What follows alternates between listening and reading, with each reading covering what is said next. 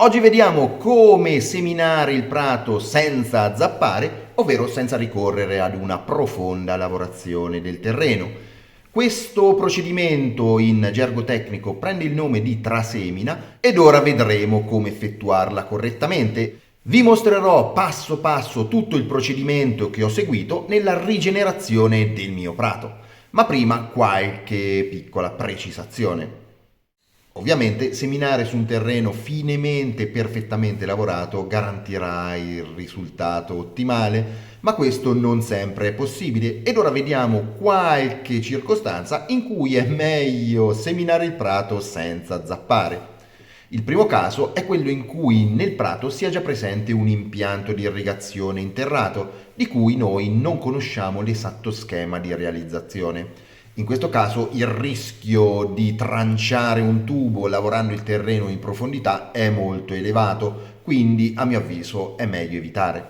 Il secondo caso è dettato dalle condizioni del terreno stesso, poiché per essere lavorato correttamente il terreno deve essere in tempera, ovvero contenere al suo interno il giusto grado di umidità, poiché se è troppo umido si andranno a formare dei grossi grumi argillosi che poi seccandosi diventeranno impossibili da disgregare, mentre se è troppo secco faremo molta fatica a lavorarlo e la motozappa o il motocoltivatore ci scapperanno di mano, sarà molto difficile e faticoso ottenere un risultato ottimale.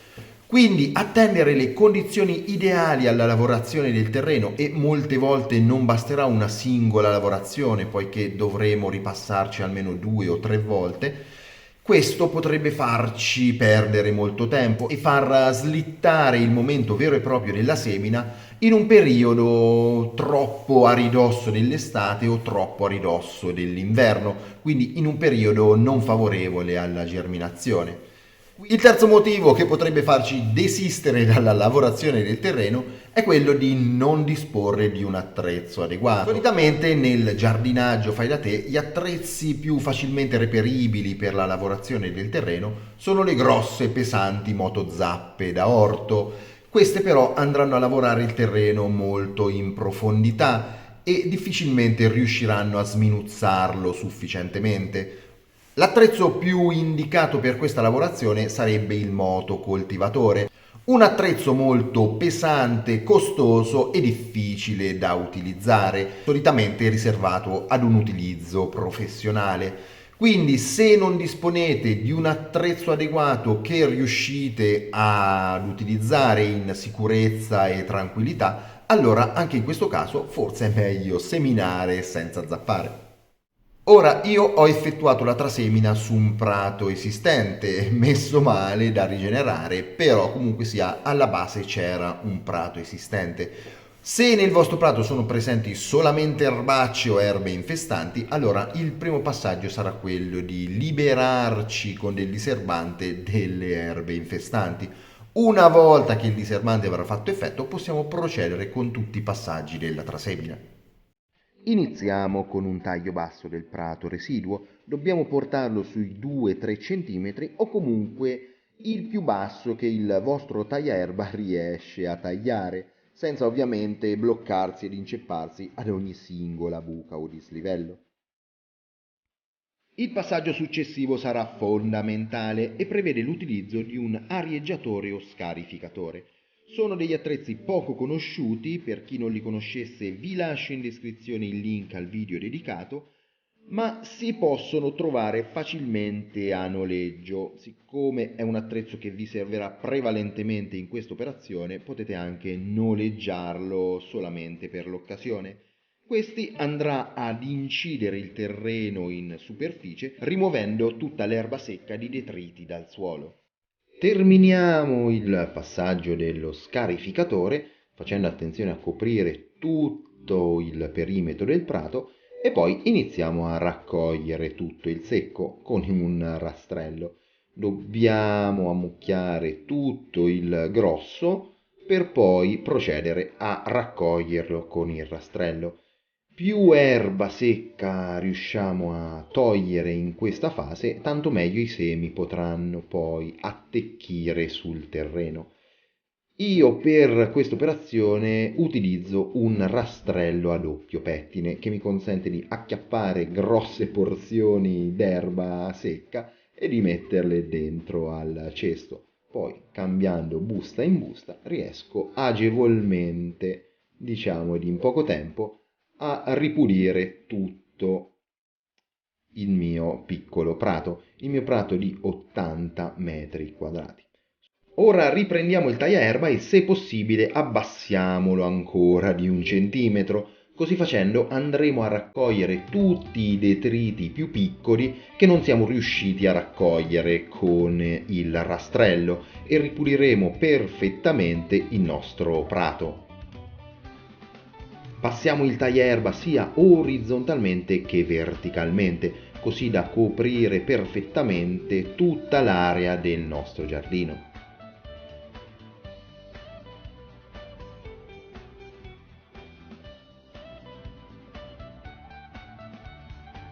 Al termine del lavoro il nostro prato dovrà avere questo aspetto, sicuramente non attraente, laddove c'era più erba secca avremo scoperto una porzione più abbondante di terreno, laddove il prato è ancora sopravvissuto possiamo ancora sperare di recuperarlo con le concimazioni future.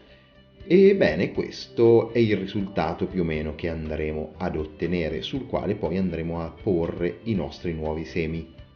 Ora che abbiamo ben ripulito il nostro prato, passiamo a prendere le esatte misure dell'estensione in metri quadrati, poiché sia per la semina che per le future operazioni di concimazione e gestione sarà fondamentale conoscere l'estensione in metri quadri del nostro prato.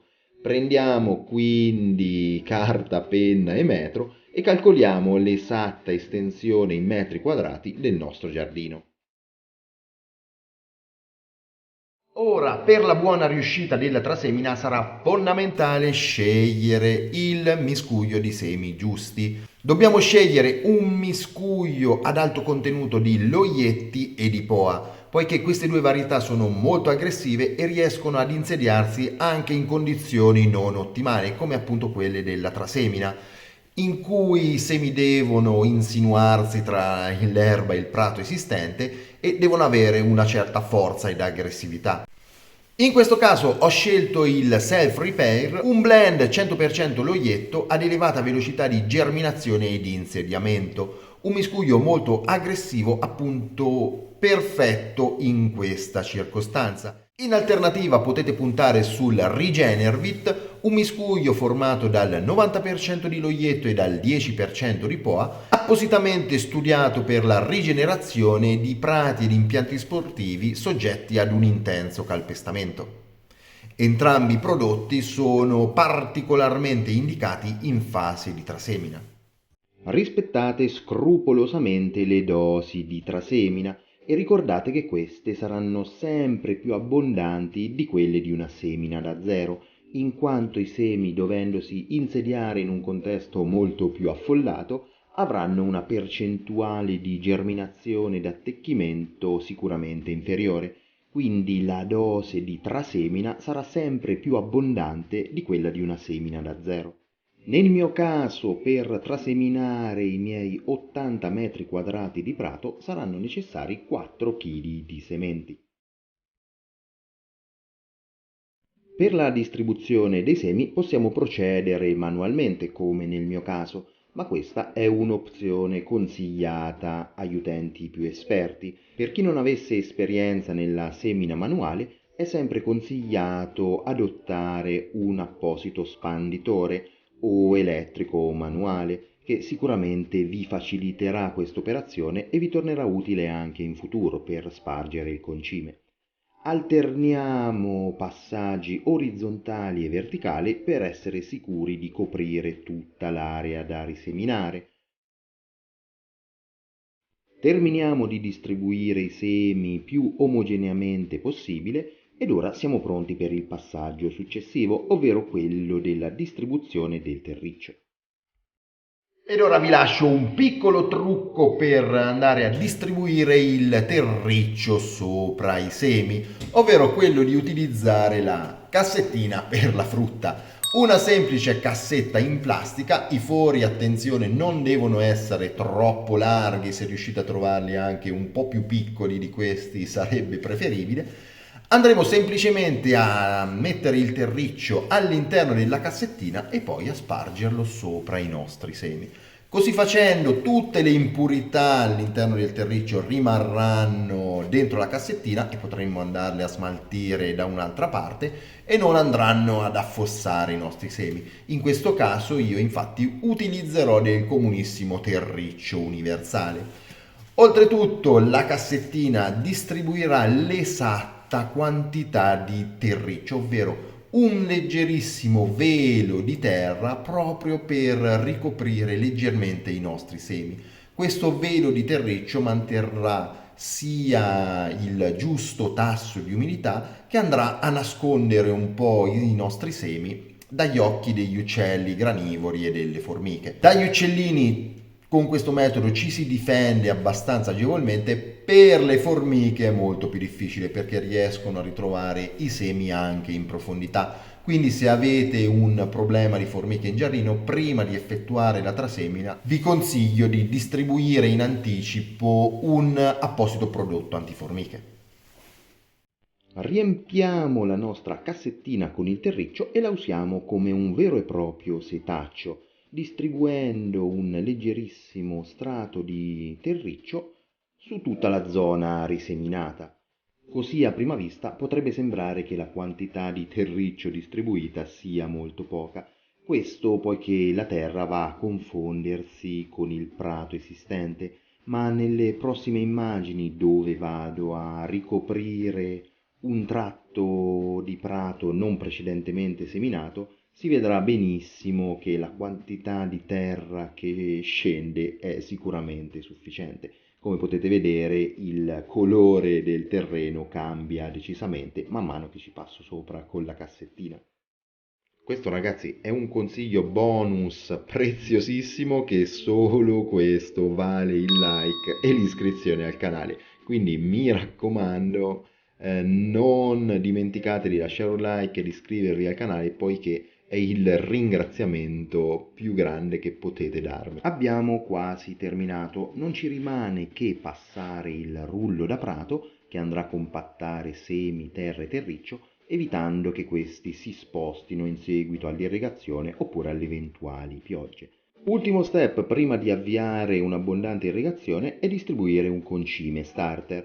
Io in questo caso utilizzerò il Ferti Sowing, un concime organo minerale che andrà ad aiutare sia il prato esistente a riprendersi dal brutto shock subito ed a nutrire i nuovi germogli in questa delicata fase di germinazione ed attecchimento.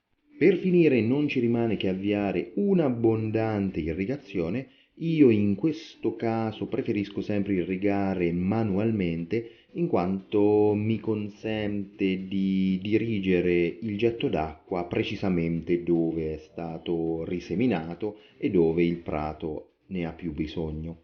Dopo, per le irrigazioni successive, ovviamente lascerò fare all'impianto di irrigazione, ma per la prima irrigazione è sempre consigliabile l'irrigazione manuale.